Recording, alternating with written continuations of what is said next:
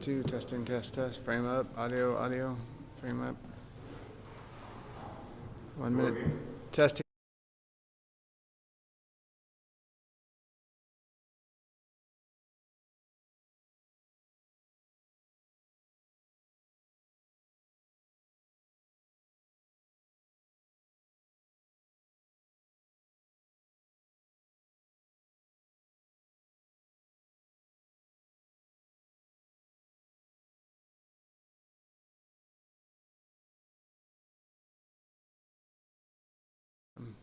Give yourself a little headroom.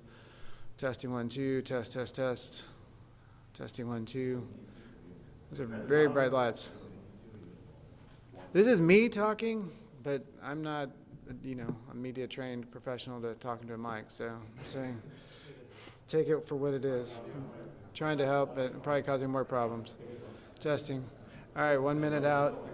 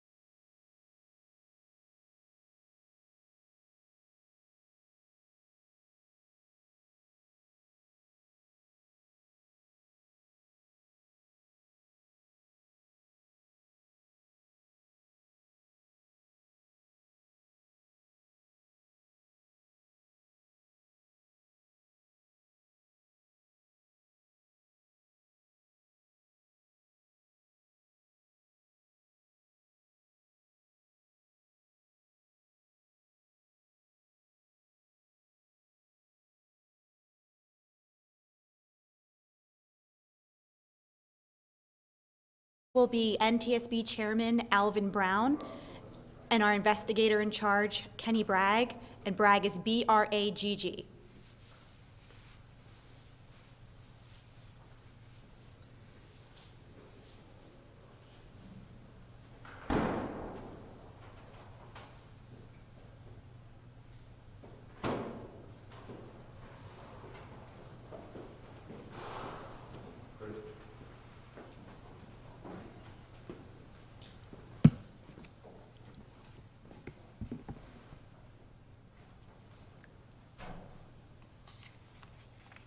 Hello, I'm Alvin Brown, Vice Chairman of the National Transportation Safety Board. Investigators from the NTSB arrived in Austin yesterday to begin the investigation into Thursday's fatal multi-vehicle crash on I-35. The NTSB is an independent federal agency charged by Congress with investigating every civil aviation accident in the United States and significant accidents in railroad, highway, marine, pipeline, transit, and commercial space. We also issue safety recommendations aimed at preventing future crashes. Before I continue to begin my remarks, I would like to take a minute to give my condolences to those families who've lost loved ones and to those who've been injured in the community that has been impacted by this tragic crash.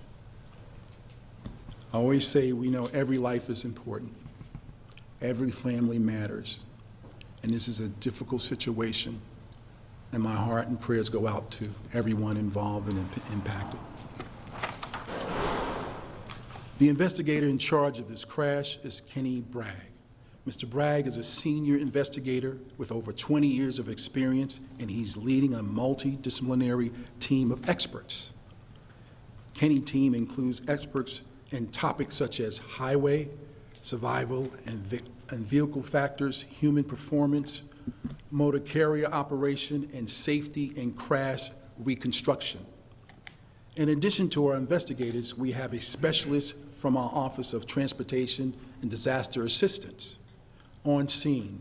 He will be working closely with Austin Police Department to work with them in supporting the victims and family members involved in this crash. To give you more information on the investigation, I will turn you over to Kenny Bragg. Good afternoon. Throughout the next few days, our investigators will work on scene to thoroughly document and record the scene, crash site, and gather factual information. Our mission is to understand not just what happened, but how it happened, and to recommend changes to prevent it from happening again. We will not be determining the probable cause while on scene, nor will we speculate about why the crash may have happened. We expect the on-scene phase of the investigation to last from 7 to 10 days. Some of the issues the NTSB will be investigating include work zone design and safety, collision avoidance technology, motor carrier operations, including driver monitoring, compliance practices, and conditioning of the driver at the time of the crash. Here's the factual information that we have right now. At 9 p.m. on March 13th, a work zone was established in the southbound lanes of Interstate 35 at milepost 245.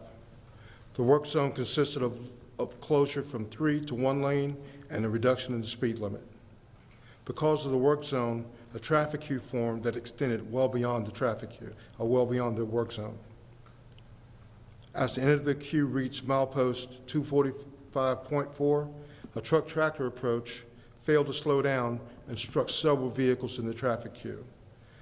As a result of the crash, there were 5 fatalities in 2 vehicles and multiple other injuries. The truck tractor that struck the end of the queue was operated by the motor carrier out of Dallas, Texas. Today, we held an organizational meeting with the local entities, including Austin Police Department, to start planning our work on scene. Tomorrow, we plan to photograph and survey the crash area, document the crash scene with the drone, and begin contacting survivors of the crash to obtain witness reports and offer our support. Thank you. Back to you, Vice Chairman Brown. Thank you, Chief. The NTSB operates on what we call the party system. Through this system, we invite other organizations to provide their expertise and help us attain information we need. Parties participate in our investigation throughout the fact-gathering phase. Then the NTSB uses that information for its own analysis, leading into a final report. The parties to this investigation include Federal Motor Carrier Safety Administration, Texas Department of Transportation, and Austin Department of Public Safety. Since we're just beginning our investigation, we do not have a great deal of information to report. We don't speculate or focus on liability or criminal intent. We focus on probable cause, why it happened, and how to prevent it from happening again. Let me repeat that. Since we're just beginning our investigation, we do not have a great deal of information to report. We don't speculate or focus on liability or criminal intent. We focus on probable cause, why it happened, and how to prevent it from happening again. We will keep you informed by providing regular updates when we learn more. We plan on holding another press briefing tomorrow. For the latest information on media briefings, I encourage you to follow us on X, formerly known as Twitter, and our website. You can find us on X at NTSB_newsroom and our website, ntsb.gov. There are members of our staff here with media relations. I want to make sure you reach out to them. Where's Sarah? Sarah's right there in the back, to make sure we have your business card so we can add you to the distribution list. One final comment. I would like to thank all the first responders to this crash. Austin Fire Department, Traverse County Fire and Rescue, EMS, Austin Police Department, Texas Department of Public Safety Traffic Control, Pflugerville Police Department Traffic Control. They've been working very hard to contain this crash and to ensure that the scene is safe for everyone. We appreciate all the work they have done. We consider them great partners, and we thank them for their commitment and service to public safety. With that, I would take a few questions, but I want you please to raise your hand and give me your name and state your affiliate. With that, I'll take a few questions. Yeah, this is Vinny Mortorano with CBS Austin. You guys are talking about just starting your investigation, but as we know, there's a lot of witnesses there, some of them taking cell phone video, posting that. How important is that going to be for your guys' investigation to have so many witnesses available and some video of exactly what happened that night? Well, that's one of the reasons why our investigation, that's one of the reasons why investigators are here. They're here to gather the evidence, really reaching out and talking to everyone. That's part of our investigative process. And that's why we have the investigator in charge is Kenny Bragg, and the teams that will be a part of that investigation. They will be looking at all of that as we move forward in this process. Hi, Lauren Rangel with Fox 7 Austin. First, thank you so much for being here. I wanted to just confirm, we had heard that Araya was the person driving the Amazon truck. Could you confirm if that's true or not? I can't confirm that. I think that'll be part of our process. If he was driving the truck, I just want to make sure that we follow a process that's going to be part of the investigation, even though it's public. We do our own investigation, even though we're working with other partners in this investigation, but we'll confirm that through the process. Your name? Hi, I'm Kevin Bosker with KXA and the NBC affiliate in Austin. Just a quick clarification on the information. And this might be a question more for Investigator Bragg, but at 9 p.m. there was a work zone that has a reduced speed limit. And it was also mentioned that the truck failed to slow down. Do we have any information on how fast the truck was going? If it was fast, was the speed limit prior to the 9 p.m. zone? Well, yeah, that will be a part of the investigation. I will have Chief to come up and say a few words on it. Thank you for the question. It is still very early in the investigation. There's several sources of information we can use to determine the truck's speed. We'll look at the engine control module. We'll look at possible surveillance video and even telematic data from the truck. So while it's still very early, we do hope to have that information at some point in the future. Hi, my name is Tony Husky. I'm a reporter with the Austin American-Statesman and KVUE, the local ABC station here. Just a couple of questions. I'm just trying to visualize this. So first of all, can you just describe what kind of work was being done on the highway that resulted in these lane closures at 9 p.m.? Okay. What the nature of that work was? The question was, what was the nature of the work that's being done on the highway? Chief, you want to answer that? Yeah. Our understanding at this moment, it was a resurfacing operation that was being conducted by TechStock. Gotcha. And when the crash actually occurred, had everyone filed into a single lane at that point, or were people still kind of merging when the crash occurred? Well, at this point, the traffic queue extended well beyond the work zone. So we don't know at what point it closed. That will be a focus of our investigation. Something we'll definitely try to determine. Thank you very much. On the note of the construction in this part of I-35, have you guys looked into yet if there have been accidents in this location before or section of the highway? So the question is, have we looked into the accidents in this part of the highway since we've been here? Have we gathered any facts or information part of the highway? That's going to be part of our investigation. We're going to be looking at the highway. We're going to be looking at the records and the traffic flow and the data and how many people come that way every day. We'll be looking at that. In regards to just work zones in general, what are the specific criteria for safety procedures to make sure stuff like this doesn't happen?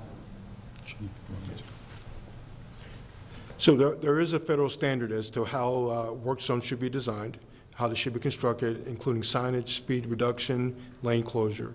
Again, this is very early. This is something that we will look at. We'll look at what was present in the work zone, and then how does that compare to federal guidance. Yeah, and then again, speaking on the work zone conditions, bringing, lane closures or lane restrictions there, how does having concrete barriers or a lack of shoulder space contribute to an event like this?